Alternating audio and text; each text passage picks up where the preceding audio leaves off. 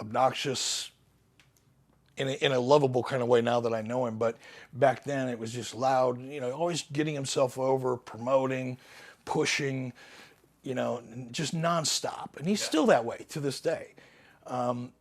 But, I know him differently now. But back then, I just used to wear on my nerves. And after a show in Rochester, Minnesota, I was with my wife, and everybody went to a bar. And I think it was actually a sponsored event. It was, kind of an after-the-show corporate event, and there were radio stations there and so forth. And Paige was just, in my opinion, from my point of view at that time, just being obnoxious as hell. And I think I probably said something to him, and he said something back to me, and got a little escalated, and I knew I didn't want to get in a fight in a bar because that wouldn't be good with TV there and radio and so forth. So when I saw him walk out to his car, I went out, well, let's go do this in a parking lot. I was pissed. And I got out to the parking lot, and he was already in his car, and he was driving away. I thought, that's probably a good thing. For Tony Schiavone and Jim Ross, obviously, who was running things at the time for the announcers. There's another announcer there, but I think by the name of Tony Gillum, if I remember correctly. So I was like the C squad, D squad, cleanup guy that did all the grunt work for syndication and international and all the things that Jim or Tony didn't have time to do. Jim Herd knew really nothing about the wrestling business and probably less about the television business. But he kind of knew people, and he was a gruff, crusty, just old school kind of guy, but he wasn't stupid. And he knew there was politics and shifting sand and all kinds of, machinations of, crap going on behind the scenes. And he wanted to keep Tony and Jim a little off balance.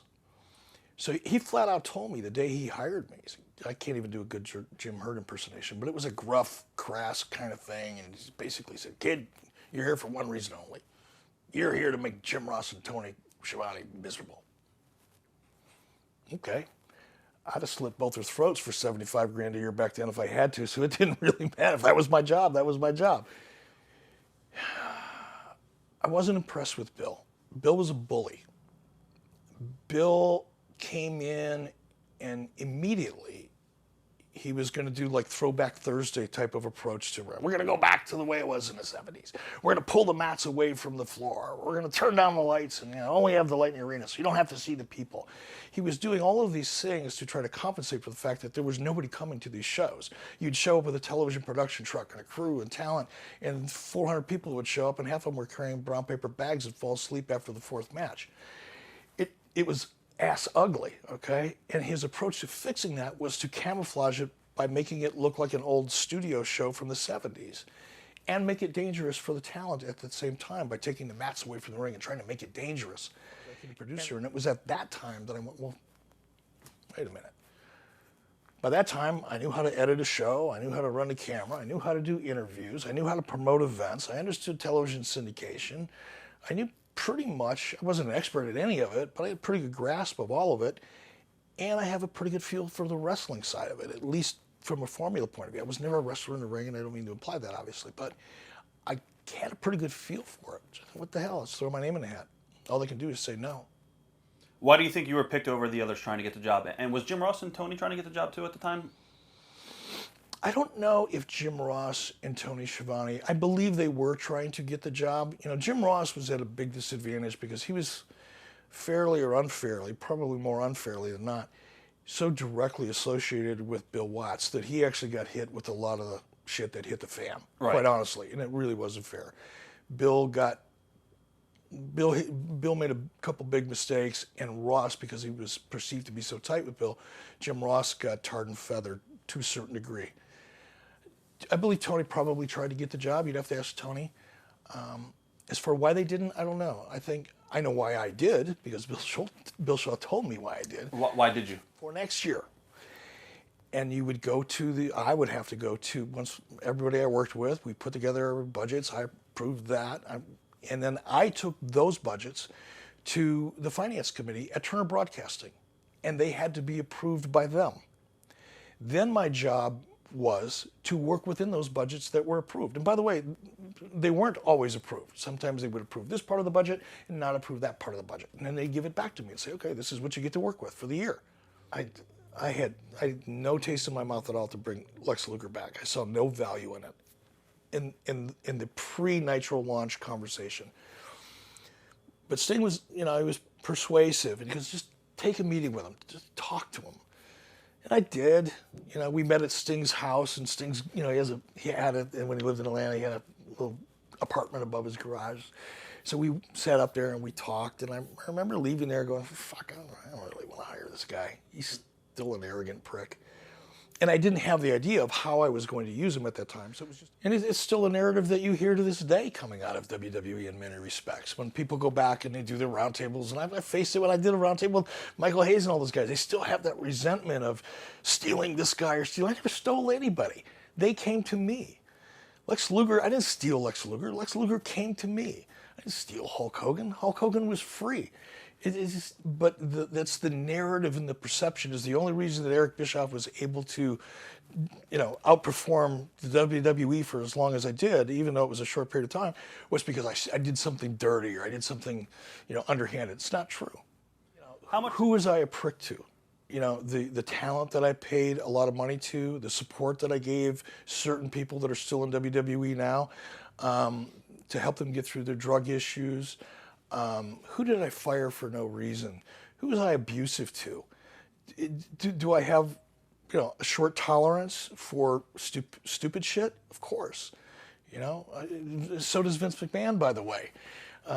Try screwing up under his, under his watch sometime and sit back and watch the body parts fly. Was I intense? Was I aggressive? Absolutely. But I was never mean to people just for the fun of it. Do so, he threw me out of his house. What was his reasoning? Just didn't want to do it. His response to me was, I'll never forget, I make jokes about it with him now, but it's like, as I'm pitching, he's doing this, stroking his Fu Manchu. I got done pitching and he's still stroking his Fu Manchu. Brother, I gotta pick the kids up from school. Thanks for coming by. You'll never know my character until you walk a mile in my yellow boots. I knew I had heat. I've always had heat. I had heat the minute I stepped into this business. For Vern, I had heat. And clearly by that time, I had a ton of heat. So it wasn't like a giant fucking leap to go, well, wait a minute, why don't I turn because it was part of the story. I was the president of WCW, legitimately, and right. And as a character, it was they each had their points of view. And, sometimes they were almost, all of them could be right in certain ways. So, you're dealing with strong personalities with long track records of success, and it's not a fun place. Sometimes. And look, I'm not blaming Brett 100%. I think he was a big part of it. Did I come up with the best idea in the world for Brett? No. But did I have a talent that was able to help deliver anything close to that? No. Brett would show up half an hour before a show. And he was literally, when I was like, God, he's depressed. It's like, you gotta participate. You got to be in the game. Right. You can't just walk in an hour before the show and go, what do you got for me? And go, oh, really? I'm going to do that? And then expect that anything magic is going to happen out there. You're a performer, you're a wrestler, you're an actor, you're a singer. You've got to feel the passion for it. And if you don't, regardless of what I write on a piece of paper, it's not going to really matter. Then I think, I know I was kind of like, wow. And I know Hulk was, more so than me. I was like, dude, we've built this up, we've set the table, and you couldn't have bothered to get a tan or get to the gym for a month before this happened? In all honesty, and I love Sting and Steve Borden, I love Steve, and we are friends. But the truth is the truth, and it's the truth from my perspective. He may feel differently, Hulk may have a different perspective, I'm giving you mine. From my perspective, it's like, man, there's something missing here. Now I know what it was. I didn't then. Now I do, after, having conversations with Steve. And he may not ever talk about it, but I know what was going on. And he said, Eric, I need to ask you to go home. I said, Harvey, I can't go home. I got a pay-per-view on Sunday. Just, no, you don't. Didn't sink in immediately. I thought he was just trying to be a friend. Because we had that, I don't want to say mentor, father-son thing, because we weren't that close. But I knew he had my back. He always had my back. Shocked, at Yeah. least. And I was very excited and grateful for the fact that they could keep it quiet, because that was my biggest concern. I mean, I think I flew. I didn't Who even knew about it? Vince. Well, I guess I don't really know. I know obviously Vince did, Stephanie did, obviously legal. A couple people in legal did. Person. What was going through your mind as you hugged Vince on stage that night? I can tell you exactly. I said, Vince, that feeling in your feet right now